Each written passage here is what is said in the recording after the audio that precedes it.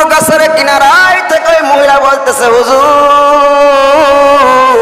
আমি জঘন্যতম একটা অপরাধ করেছি, আমি একটা গুনাহ করেছি, আমি একটা পাপ করেছি, এমন বড় পাপ করেছি যখন আমি পানি খাইতে যাই পানি যেন আমাকে ডাক দে বলে, গুনাহগার বান্দি তুই আমাকে পান করিস না।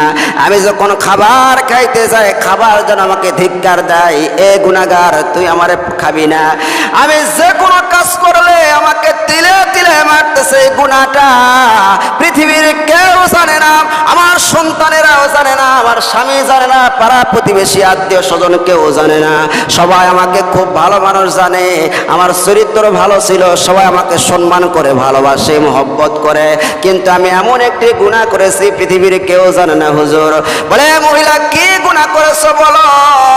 ওই মহিলা ডাক দিয়ে বলতেছে, হুজুর আমি এক সময় এরকম ভাবে আমার যৌন তাড়নায় আমি পাগল হয়ে